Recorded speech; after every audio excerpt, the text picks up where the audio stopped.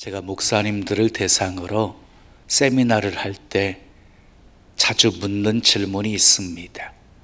목회 정말 즐겁고 신나게 행복하게 하고 계시는 분 손들어 보십시오.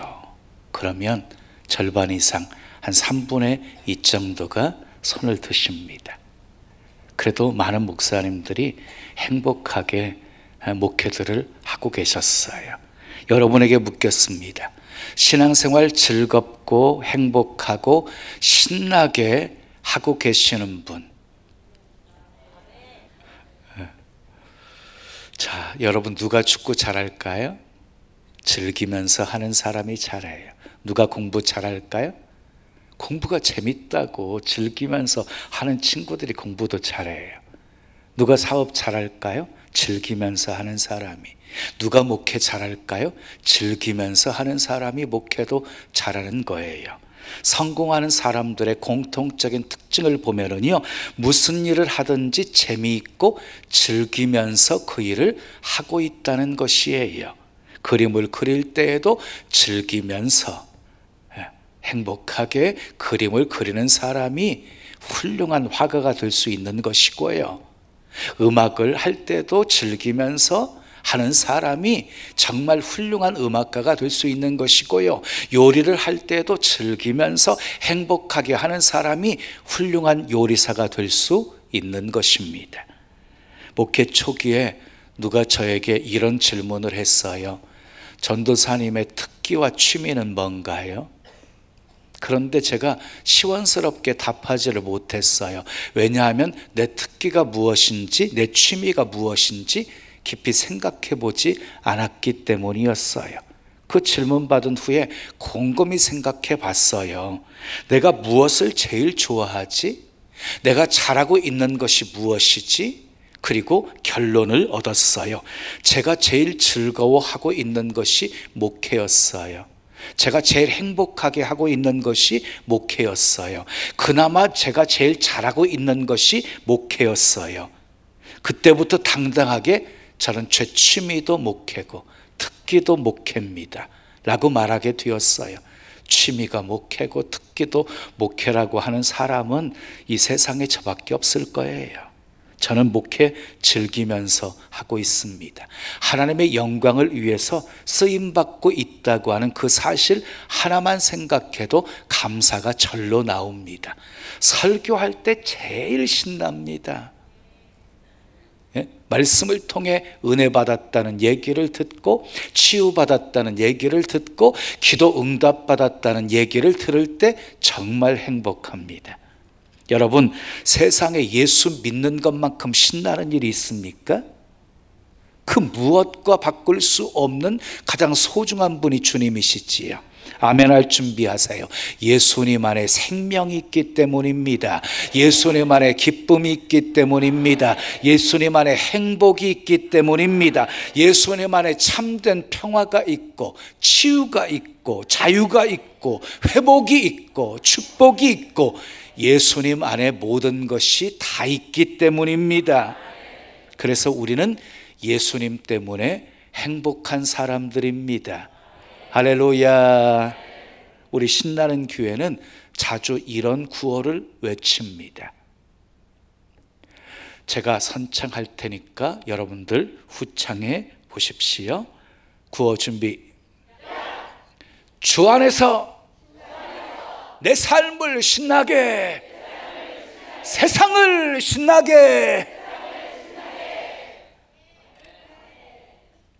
주 안에서 정말 행복하고 신나게 신앙생활 하는 사람이 복음으로 세상을 신나게 변화시킬 수 있는 것입니다. 그렇습니다. 예수님 믿는 것도 즐기면서 해야 되고 신나게 해야 하는 것입니다. 그래야 신앙생활이 행복할 수 있기 때문입니다. 그러면 어떻게 하면 신앙생활 즐겁고 신나게 할 수 있을까요? 첫째, 따라 하겠습니다. 확신이 있어야 합니다. 확신이 능력입니다. 확신이 있는 사람은 결코 흔들리지 않습니다. 그래서 하나님께서 모세를 통해서 일하시기 전에 모세의 마음속에 확신을 심어 넣어 준 거예요. 내가 너와 함께 하리라 하고 말씀하시면서 여호수아에게도 내가 너와 함께 하겠다, 모세와 함께 했던 것처럼 내가 너와 함께 하겠다, 내가 너를 떠나지 아니하고 버리지 않겠다, 마음을 강하게 하고 담대히 하라. 여호수아 마음속에 확신을 심어 넣어 주셔서 일하게 하셨습니다. 자, 다윗이요 골리앗을 이길 수 있었던 비결도 하나님께서 자기 손에 골리앗을 넘겨주셨다는 그 확신이 있었기 때문이었어요. 그래서 다윗은 승리를 선포합니다. 여호와께서 너를 내 손에 넘기시리니 내가 너를 쳐서 목을 벨 것이고 블레셋 군대의 시체를 공중에 나는 새와 들짐승의 밥이 되게 하리라. 그래서 온 천하에 이스라엘에 하나님이 계심을 알게 하리라. 확신이 있었기에 승리를 선포할 수 있었던 것입니다. 자, 확신이 승리의 비결입니다. 우리에겐 이런 확신이 있어야 돼요. 두 손을 가슴에 모으시고 따라하시기 바랍니다. 나는 구원받았다. 나는 하나님의 자녀가 되었다. 나는 죽어도 천국 간다. 하나님은 살아계신다. 하나님은 나를 사랑하신다. 하나님은 항상 내 편이시다. 하나님은 나와 항상 함께 하신다. 하나님은 합력하여 선을 이루신다. 내게 능력 주시는 자 안에서 나는 모든 것을 할 수 있다. 아멘. 왜 신앙생활 하면서 어려움이 찾아오면, 고난이 찾아오면 원망하고 불평하는 것입니까? 왜 낙심하고 좌절하는 것입니까? 확신이 없어서 그런 것입니다. 그래서 사도 바울은 디모데후서 3장 14절에 너는 배우고 확신한 일에 거하라 라고 말씀하고 있습니다. 그리고 바울 스스로가 확신 속에 살았습니다. 빌립보서 1장 6절에 너희 안에서 착한 일을 시작하신 이가 그리스도 예수의 날까지 이루실 줄을 우리는 확신하노라. 착한 일을 시작하신 분도 하나님이시고 그 착한 일을 이루시는 분도 하나님이심을 사도 바울은 확신하며 살았습니다. 로마서 8장 38절 39절에서도 사도 바울은 이렇게 선포합니다. 내가 확신하노니 사망이나 생명이나 천사들이나 권세자들이나 현재일이나 장래일이나 능력이나 높음이나 깊음이나 다른 어떤 피조물이라도 우리를 우리 주 그리스도 예수 안에 있는 하나님의 사랑에서 끊을 수 없으리라. 사도 바울은 하나님의 사랑을 확신했습니다. 확신이 능력입니다. 확신이 있어야 신앙생활 즐겁고 신나게 할 수 있습니다. 두 번째 따라하겠어요. 날마다 승리해야 합니다. 여러분, 신남은요 승리 속에 있어요. 승리 속에 죄와 싸워서 승리하고 유혹을 물리치고 승리하고 시험 당할 때에도 승리하고 환난 핍박 속에서도 승리할 때 기쁨이 가득하게 되어지는 거예요. 다윗이 골리앗을 죽이고 승리합니다. 얼마나 신나는 일이에요. 엘리야가 850명의 우상 숭배자들과 싸워 불러 응답하시는 하나님의 은혜로 승리합니다. 얼마나 신나는 일입니까? 다 같이 따라하시기 바랍니다. 신남은 승리 속에 있다. 한 번 더, 신남은 승리 속에 있다. 그런데 여러분, 날마다 승리하게 하는 힘이 있어요. 힘이 바로 성령입니다. 사도행전 1장 8절에 오직 성령이 너희에게 임하시면 너희가 권능을 받고, 그래서 성령을 받는 사람은요 전부 권능도 받은 거예요. 그러면 권능을 주신 목적이 무엇인가요? 권능을 주신 목적은요 예루살렘과 유대와 사마리아와 땅끝까지 이르러 증인되라고 주신 거예요. 이것이 성령께서 우리에게 권능을 주신 목적입니다. 베드로를 보십시오. 성령 받고 권능 받기 전에는 예수님을 3번씩이나 모른다고 부인했던 자였어요. 그런데 오순절 마가의 다락방에서 성령 받고 권능 받고 말씀을 선포했더니 3,000명이 회개하고 성령 받고 세례를 받습니다. 안진뱅이를 일으킵니다. 수많은 권능을 행합니다. 그리고 수많은 죽음 앞에서도 조금도 두려워하지 않는 증인이 되었습니다. 그래서 에베소서 5장 18절은 술 취하지 말라, 이는 방탕한 것이니 오직 성령으로 충만함을 받으라 하고 말씀하신 거예요. 그런데 보세요, 성령의 충만함을 받으라고 하시면서 앞부분에 술 취하지 말라는 말씀을 사용하고 있는 이유가 무엇일까요? 성령의 충만함과 술 취함이 비슷한 유형이기 때문이에요. 술 취하면은요 제정신이 아닙니다. 기쁨이 있습니다. 노래가 있습니다. 시간 가는 줄 모릅니다. 마찬가지로 성령 충만하면 제정신이 아닙니다. 성령이 우리 마음과 생각을 주장하시기 때문입니다. 기쁨이 넘치고 찬양과 감사가 넘치고, 아멘, 예배 드리는 것이 신납니다. 기도를 했는데 기도를 해도요 시간 가는 줄 모르고 하게 되어집니다. 또한 승리하게 하는 힘이 있어요. 따라합시다. 말씀입니다. 자, 말씀대로 순종할 때 승리가 있었어요. 자, 예수님을요 마귀가 시험했을 때 예수님이 말씀으로 물리치셨습니다. 여러분, 성령은요 말씀 속에 역사하시는 분이십니다. 그러므로 말씀 충만은 곧 성령 충만인 것입니다. 사랑하는 여러분, 말씀으로 무장하셔서 말씀으로 가득 채우셔서 마귀가 건드리면 말씀이 튀어나오게 하시기를 축복합니다. 자, 또 한 가지 승리하게 하는 힘이 있어요. 따라합시다. 예수 그리스도의 이름입니다. 자, 예수 이름에 능력이 있어요. 예수 이름에. 사도행전 3장에 보면 베드로와 요한이 성전 미문에 앉아서 구걸하던 안진뱅이를 향해서 은과 금은 내게 없지만 내게 있는 것으로 내게 주노니 곧 나사렛 예수 이름으로 일어나 걸어라 하고 손을 잡아 일으키자 그 발목에 힘이 들어가서 일어나 걷고 뛰고 하나님을 찬미하는 역사가 일어나게 되어집니다. 예수 이름으로 기도하면 능력이 있습니다. 예수 이름으로 기도하면 병이 고침 받습니다. 예수 이름으로 기도하면 귀신이 떠나갑니다. 예수 이름으로 기도하면 응답이 있습니다. 문제가 해결됩니다. 예수 그리스도의 이름에 능력이 있기 때문이에요. 제가 날마다 승리하며 살게 만드는 힘 3가지를 여러분들에게 말씀드렸어요. 성령의 힘, 말씀의 힘, 예수 그리스도 이름의 능력을 힘입으시고 날마다 승리하며 사시기를 예수님의 이름으로 축원합니다.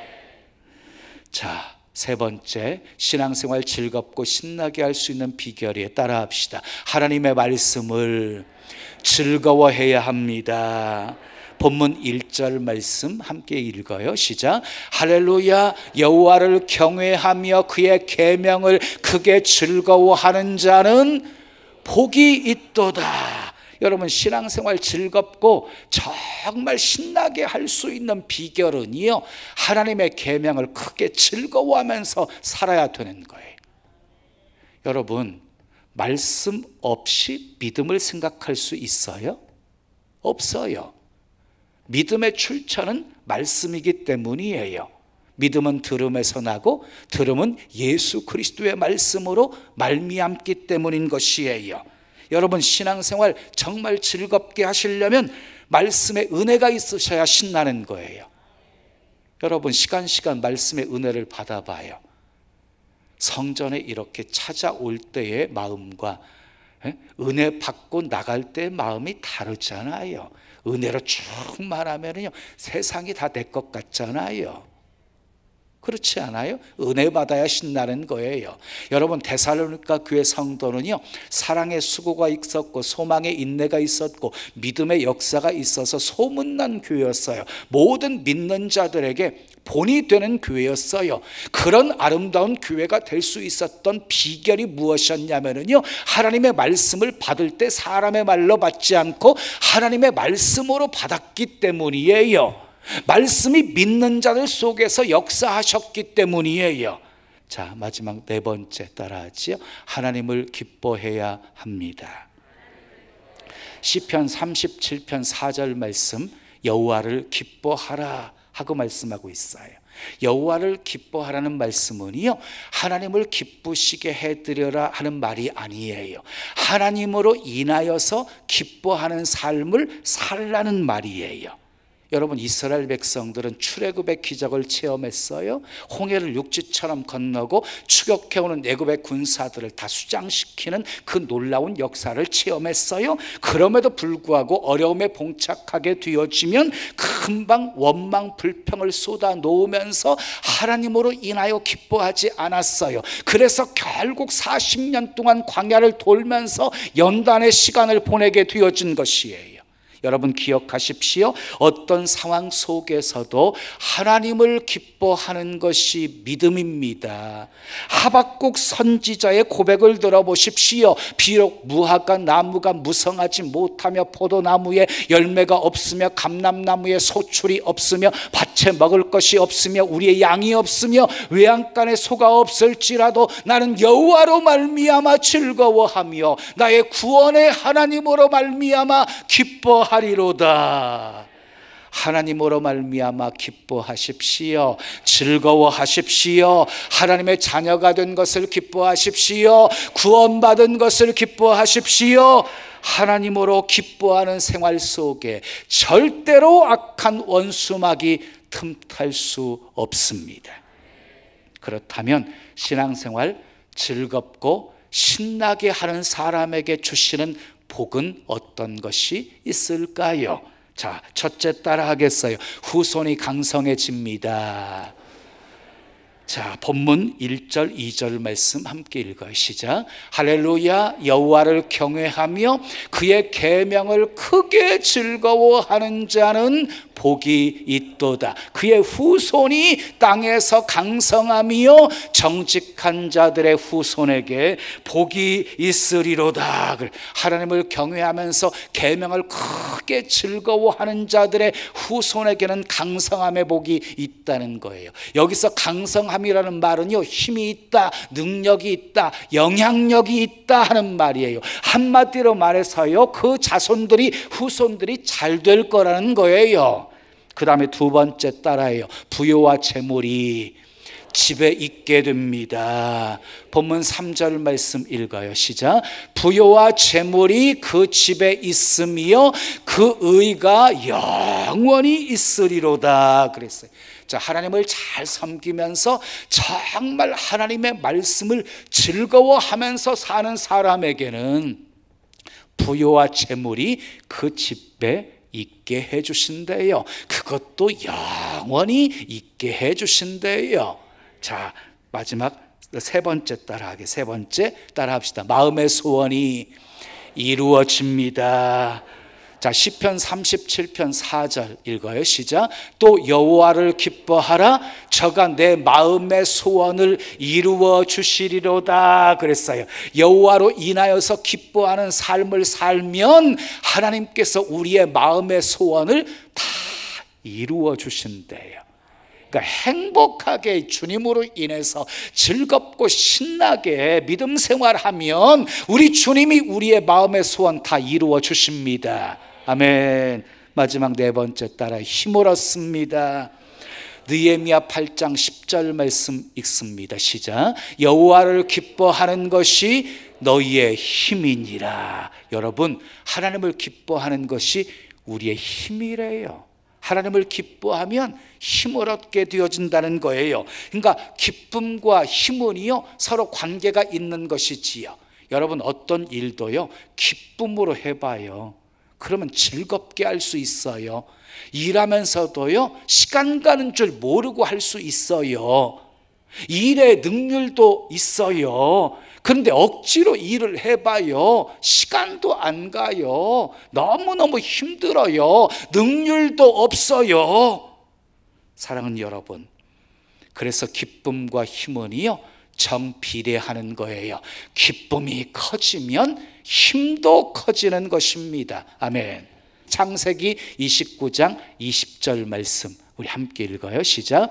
야곱이 라헬을 위하여 7년 동안 라반을 봉사하였으나 그를 연애한 까닭에, 누구를? 라헬을 연애한 까닭에 7년을 수일같이 여겼더라. 여러분, 참으로 이 놀라운 말씀이에요.